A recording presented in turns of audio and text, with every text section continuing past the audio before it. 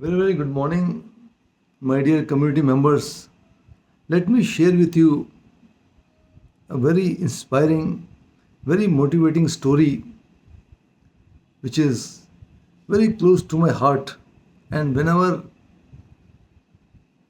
life pulls me down, whenever I feel that I am lacking motivation, the kind of activity I am not able to perform, I often rewire, rewind my brain to attract that kind of success which I desire, the kind of result which I want by listening to this whole story again and again and again. So this whole episode goes like this. There was a young, vibrant, enthusiastic, meritorious young boy who hailed from a village background. His entire studies, his entire academics were from a boarding school. His mentors played a very vital role in shaping up his career. So, as he grew up, he proved his abilities, and after finishing all his academics, all his professional studies from the same college, from the same university in the village area, he got a very good offer of appointment in a very big metro city where he was appointed, and he started his career over there. But nearly after 1 month or so, a deep longing, a deep loneliness surrounded him. He was not able to cope up with the hustle bustle of this busy lifestyle, and he was feeling deep down something was missing, which he really missed. And his mental state of being, he could not concentrate on the work. He was very desperate. He was very longing to go back to the roots where he belonged. Now, suddenly he realized that his mentor, his guru, who taught him each and everything, who taught him the lessons of the life, he was also in the same city. After inquiring his address, his whereabouts, he goes to meet his guru, his mentor, and as he knocks the door of his apartment, and to the surprise of the guru, his, his best student was standing in front of him. So this student touches the feet of his guru and takes his blessings. Guru also hugs him and asks about his well-being and makes him comfortable in the drawing room of his apartment. So this student, whatever challenges he is facing in the new scenario, he narrates to the guru that is not feeling comfortable, he is very anxious, is not able to focus and concentrate on his job. He has a deep longing to go back to the roots. His guru was a very wise and very knowledgeable person.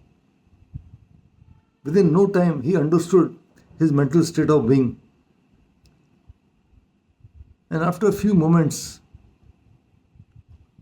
this mentor, this guru, catches his hand and takes him to the kitchen. He, he has three boiling pots over there in the kitchen.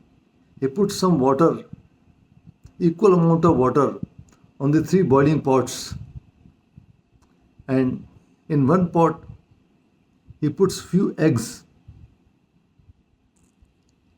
and make them to boil. In the second pot, he put some potatoes and make them to boil. In the third pot, he puts coffee beans, and then he covers all the three boiling pots with a lid. With a lid. After 5 or 10 minutes, he again brings the student and removes the cover of the lid and asks him, "My dear son, can you see something? Can you see some change in these objects, in the very nature of these objects?" The student was more confused. Now he pledges his guru, "Sir, don't play, don't play puzzles on me. Please elaborate. What is your purpose to show me all these objects one by one?" So now the explanation which his guru gave, that was a very, very wise explanation. We all must note it down on a pen of, with a pen and a paper. We should inscribe all these things somewhere of that learned person. He tells his student, "Look, son, when I was when I was putting this egg in the water, what was the basic nature of the egg? Egg was very, very fragile. Egg is very, very fragile. If I just throw it down, it will break. But when it is boiled, its nature entirely changed. The egg became hard. Eggs became hard. And what is the basic nature of the potato? Potato is hard. And when it was boiled, it became very, very soft. It can be mashed with anything. It can be mashed with bread. It can be mashed with wheat. And just see how the beautiful aroma is coming from the coffee beans." So what I want to emphasize, my dear son, that whatever is the circumstances outside, your internal thermostat should be very, very, very, very peaceful, very, very calm. These objects have changed their nature just by boiling. The egg was fragile, it became hard. The potatoes were very solid, they became very, very soft. And the coffee beans, such a pleasant aroma is coming. So you have to change yourself. When the life throws challenges, you just consider one thing: with every challenge comes change. And there are two wolves inside us, my dear son. One wolf is of love, of compassion, of empathy, which is a sign of life and its expansion. The other is of jealousy, of hatred, of self doubt. These all two wolves are fighting continuously.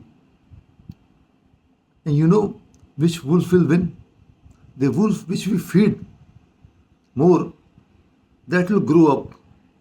So, my dear friends, my dear son, whenever life throws any setback at you, accept that setback and convert it into stepping stones of success, of courage. Then only you will be able to succeed in life. You will have definitely more stumbling blocks, because this is not your school, this is not your college, this is not your university, this is the university of life which you are passing through. The student had all tears in his eyes. He once again touched the feet of his master and took his blessings. The master again hugged him. So what I mean to say, there is always a need of a guru, always a master who can catch your hand. And who is a guru? Guru is a person who can show you a path of lightning in the course of darkness. Guru is someone who shows you the light in the course of darkness, whom you can trust, whom you can follow, whom you can role model, my dear friends. So life is not a bed of roses. A rose, if it